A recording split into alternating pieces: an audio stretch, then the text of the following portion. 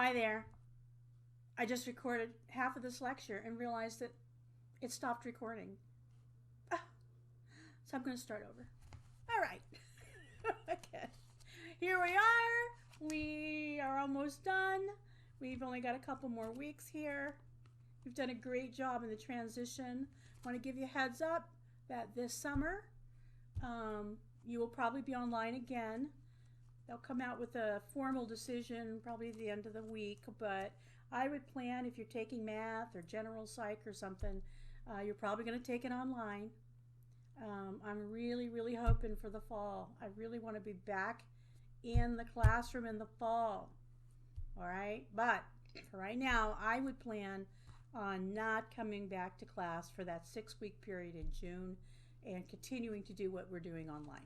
Now, ADS does not offer any of our chemical dependency certification classes. We do have online the criminal justice class if you're getting that certificate. And we have online the classes for people with a graduate degree. But for you guys, we don't have anything in the summer anyway. So it's not really a point. Okay. So let's start from the beginning. Approaches to recovery.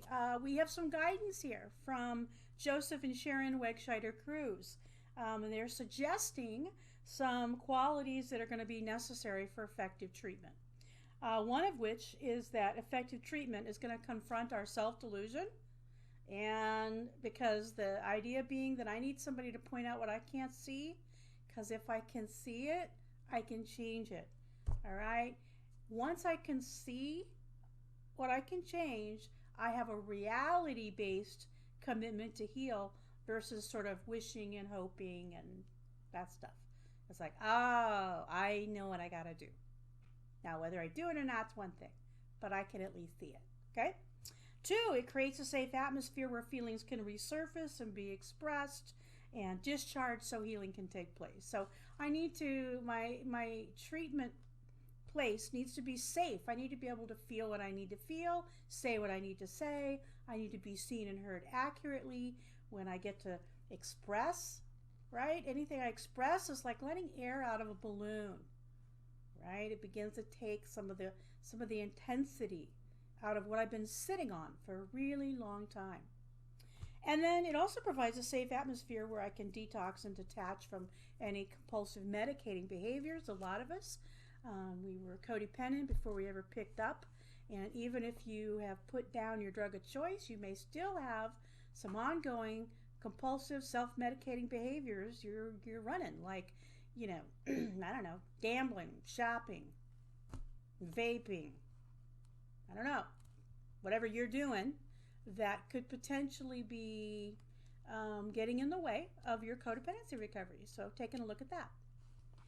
They recommend a 2-part approach. One is a 12-step program or some sort of ongoing support group. And again, the reason for that is you need to have a place where you go where you're seen and heard accurately, where people notice you, they see you, they care about you.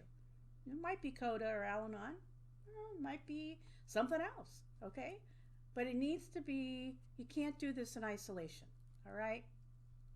And then they also recommend a relationship with a therapist or professional-led group because there are things about this emotional issue, particularly broken attachments, difficulties engaging, difficulties with trust, things that we really could use some professional guidance.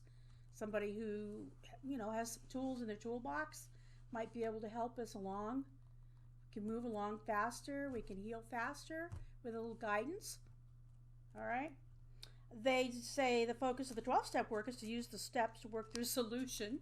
Okay. The whole point is solution, not staying in a problem. Right. You don't get a bunch of new people to complain with. Like, what do I need to do? When picking a therapist, it's important to choose for someone who really understands codependency. And again, it could be, we don't have any locally an outpatient program. I know the Meadows has opened their Process Institute, so they might have something up in, I think, Redwood City. They may have something specializing, particularly with trauma. Okay, trauma stuff. I was excited when they were coming out here. But in general, most codependency treatment you're going to get here would probably be individual psychotherapy. And the education you're going to get. They recommend you get educated about this. You've been in this class. You can continue to go to workshops and seminars. You can watch YouTube videos. You can read self-help books, particularly about attachment disruption and healing from early attachment disruption. And then they do suggest that formal and continuous therapy doesn't come to an end. You're not going to be in therapy the rest of your life, unless you want to. I'm a lifer, but you know, some of us need it. We'll never get better without help. But you know, a lot of people I see come to therapy for a few years and then they're out and about, taking it on the road. It's fine. Again, the 12-step work is going to be a longer ongoing commitment, and the idea is to help us with relapse, or if we go back to old behaviors, kind of, you know, helping us move forward again, get back on track. All right. Now, they do differentiate here between recovering and healing. The disease results in emotional repression. So one of the things that happens in our disease of codependency, is our denial that we even have a problem, right? My problem is everybody else. Everybody else has a problem. Well, this requires us to admit our lives are unmanageable. Our attempts to control everybody else, what we say, people, places, and things, makes our life completely unmanageable. The disease creates compulsive behaviors, and so if we're going to heal, we're going to have to become abstinent from whatever compulsive behaviors we're doing that are we think are helping, or helping take the edge off, whatever we're doing them with. We need to let them go. We need to start to reduce, you know, our reliance on these compulsive behaviors.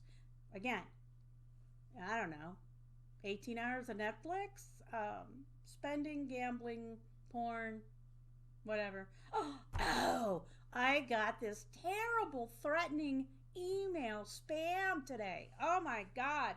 They knew my password, and they told me that they had they been watching me for months while I masturbated in front of my webcam, which, just so you know, I've not been doing. Okay? But they suggested I had. They were going to send the video to at least 5 people I knew to know, so that I would know they were serious. And they want $2,000, or they will humiliate me in front of all my friends and family. That was the video I got today. I mean, an email. So I called the San Jose police. They said, well, it's not a crime because you haven't sent them the money, so it's not fraud. Okay. So what we did decide is since it came on my school email, I just sent it to the IT people. But anyway, really, it was actually pretty threatening. So those of you who might be compulsively, you know, using sexuality, need to take good care of yourself. Might get an email like that. I got it even though I'm not. Okay, what if I had been? I would have been horrified. I probably would have paid him. So, you know, there's a lot of repercussions to our compulsive behavior sometimes. Just a heads up. Actually made me giggle. I thought, clearly this person hasn't met me. Anyway. All right. Relationship problems. Our disease can result in having all kinds of relationship issues. Well, of course, you know, we need to take a look at our part of what makes them toxic. Right? How much of this is me? What am I doing? What am I contributing?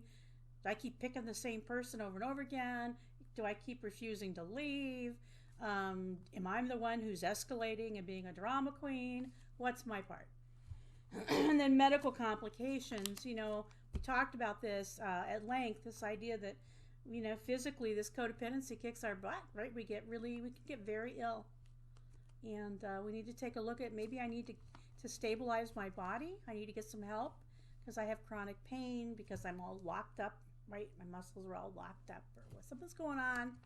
My blood pressure, gastrointestinal, get some help. Tim and Cermak proposes 4 general stages of recovery in his book, Diagnosing and Treating Codependence. I have them listed here on page 108. Stage 1 is the survival stage. Like chemically dependent people, we have to We also undergo a survival stage. We have a blanket denial that we even have a problem. And so we keep maintaining our behaviors voluntary. Everybody else can tell that we're compulsive and that we can't drop the rope and that we're obsessive. Cermak refers to this as the denial of limitations, all right? The denial of limitations. It's an illusion that we're in control while everything else is out of control. It's a high emotional cost. We're paying a big cost by pretending that we're fine. I'm fine. We're not fine. We may look fine on the outside because we're the most competent person in our world, because everybody else in our world is a train wreck. So nobody notices what a train wreck we are. As a consequence, I have all these people in our world. Okay? Stage 2 is re-identification. So this is where I go, all right, and we accept a label, in our case, codependency. He says, acknowledging a chemical dependency. Okay, this is what we can learn from people who acknowledge they're an addict. One, it's a relief to be able to take a more objective view of your life. If you look at the label and you go, oh, no wonder, kind of like some of your behavior, oh, no wonder, I wasn't getting out of bed. I was depressed, right? Versus I have a character issue, right? No wonder, right? I kept dating narcissists. Well, I'm an avoidant codependent. I keep picking them, right? That kind of stuff. So you start to see, okay, my choices actually are connected to something about me. And then I can have a new framework to looking at my past. So my behavior in the past makes sense. The situations I got in, they weren't great. In fact, some of them were god-awful. Why did I even sign up for that? Am I stupid? No, you're not stupid, but when you look at your internal working models, your expectations about how relationships were going to go, it might have made a lot of sense. And then one can actually start looking forward to the future because there's a realistic basis for hope. Okay, so now I can see my part. I can see how I keep doing this to myself. I keep inviting other people in to do it. Wow, I could actually change it. Right? It's not permanent. And that means we need to accept our limitations. We have to recognize our lives have become unmanageable. We have to stop blaming it on being stupid or inadequate or just, broken. Recovery is the willingness to explore what's really under our control and accept that much of the universe is not under my control. So what's really happening on the first, second, and third steps is I can't, God can, maybe I'll let him. So recognizing, alrighty then, what is it that I need to get a hold of here to make my life better? Then he says stage 3 is our core issue stage. Okay, now that I get it, that this is, maybe me, partly me. How is it me? What's my thing here? So I have to look at my limitations of my willpower, and I have to learn he says, winning through losing, that the only way I'm going to make progress here is to stop trying. Stop trying to change you. Stop trying to control you. Stop trying to make it different. Stop trying to rescue. Stop trying to make people attached to me. Stop overdoing, overgiving. Trying to make people stay with me because I don't trust they choose to stay with me. So everything I'm doing is trying to make these relationships work, or everything I'm doing preparing for them to fail, which makes them fail. I need to drop it. Drop the rope. Step back a minute. Winning through losing. And then he says we need to reintegrate. Okay? And so then we need to take a look at what am I actually in control of? What power do I have? Where are my decision points? Okay? How can I make my life different? He says we develop a belief system that includes self-acceptance. And self-worth comes as a byproduct of maintaining our integrity through honesty and openness about ourselves. Again, emotional honesty, way harder than cash register honesty.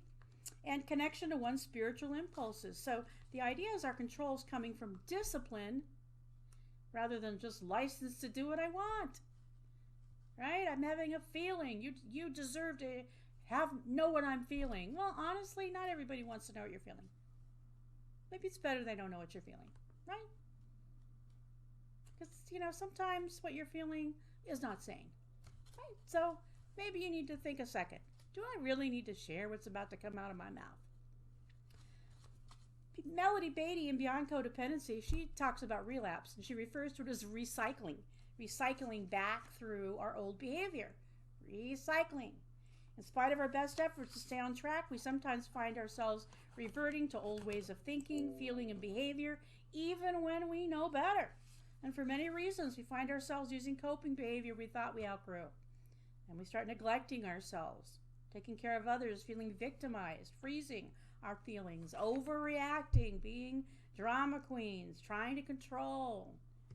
Melody feels the relapse codependency is so normal, she calls it recycling, because we need to go back through, almost like remembering, oh, that's right, codependent, I need to take care of myself, I need to rest, right? I need to practice halt, I need to reach out, I need to do what I need to do to help me improve and grow. So she says situations that might bring on some of this recycling behavior, things like sometimes we deny that codependency is real. Again, we sort of go back and I don't think I'm really codependent. I'm just nice. No, you're not. You're not nice. If you're codependent, you're not nice. Why? Because you have an ulterior motive for what you do. And your ulterior motive is to try to make your relationships attach. Or protect yourself from the fact that they're not going to attach. Either way, it's not pure.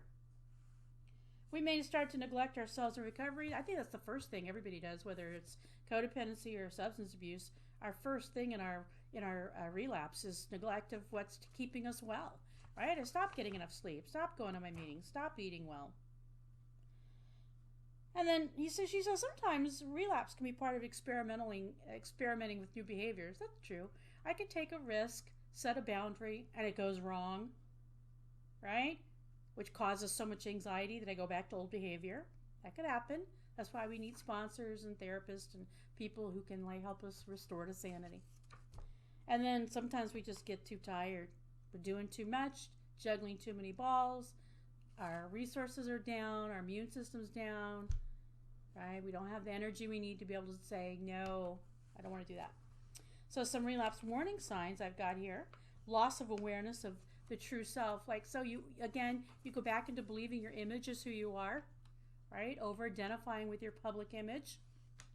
Neglecting your needs, not taking care of your exercise and your rest, your intimacy, not having sex, not being close to people, not having hugs, not getting massages, not taking care of you. Overdoing it, just overgiving, overdoing, overpromising, overcommitting, medicating your feelings, however you do that. Sometimes it's food, right? Hopefully it's not Robitussin. Active addictions, you're like, well, it's not like I'm using crack. No, you're playing, online gambling. Self-esteem lowers and grandiosity increases. One of the signs you're relapsing into codependency is you start to believe your own press. You start to think you really do know what's best for everybody. If people would only just listen to you, their lives would be great. Choice making narrows is stop seeing all my options. It's a dead giveaway when you're not playful. You take yourself way too seriously. You don't laugh at stuff. In fact, people who are playful are annoying to you. Isolate yourself because other people are just too much. They're all demanding. They're all takers. Because you can't set limits. Can't set boundaries. What you might do is walls. Okay? You're not handling your feelings. You're not handling your stress. Maybe getting kind of defensive. Right? Blaming other people for your feelings. I'm feeling overwhelmed, or I'm feeling miserable, or I'm feeling depressed. It's your fault. If you would, boop, boop, boop, boop, boop, my feelings would change. If you loved me, you would, boop, boop, boop, boop, and make me feel better. Building resentments, needing to control. Oh, loss of connection with your higher power. Anything that's sustaining you outside of yourself, whether it's your group, your higher power, nature, you cut yourself off from that. Stop using your support system. You get back into all or nothing. It's my way or the highway. People pleasing. So you say yes to stuff you don't really want to say yes to. Okay, no problem. That's fine. Because it seems easier to say yes until you actually have to do it. And then you have resentment, irritability to an inappropriate extent. So stuff that would normally be a little, I don't know, a little irritating, you like lose your mind over because you lose perspective. Frequent or persistent confusion, can't make decisions, everything seems overwhelming, you're standing in the middle of the room, you don't know what you're going to do, can't remember why you went in the room in the first place, everything seems too much, I can't even start this paper, I don't even know where to start, everything's too much, you're flooded. And then you, again, return to old symptoms or maybe even making up new ones. It says, once a person's been overwhelmed by traumatic events, he or she is susceptible to the sudden reemergence of the feelings, thoughts, and behaviors that were present during whatever the original trauma was. Remember that for a lot of us, our codependent attachment stuff is accompanied by trauma. There's a reason we stopped being able to trust our support system. There was a reason people weren't there for us, or they weren't able to see us or hear us accurately. Okay? It didn't happen out of nowhere. This reemergence is more likely to occur when the individual is faced with something that symbolically reminds them of the original trauma. Right? So maybe they're dealing with somebody who uses a tone of voice that kind of rubber bands you back to your childhood. Or you're over responsible and you're carrying too much responsibility, and so you feel this weighted down feeling you used to feel as a kid, or your gut hurts all the time because you feel over responsible and you're worried. Okay, old feelings come back. In fact, he uses the sign triggers, things that remind our subconscious of that early trauma. Things like feeling anxious or afraid or going numb. Maybe, again, over-focusing on other people, neglecting ourselves, control, our self-worth drops. We feel like crap. For some people, money, paying bills is a huge trigger. They come from a family maybe with a lot of financial anxiety, financial insecurity. Okay, so anything around money tends to bring out a lot of control or a lot of overwhelm, inability to decide, compulsive spending, behavior, conflict. So, for some of us, being around conflict, even if it's not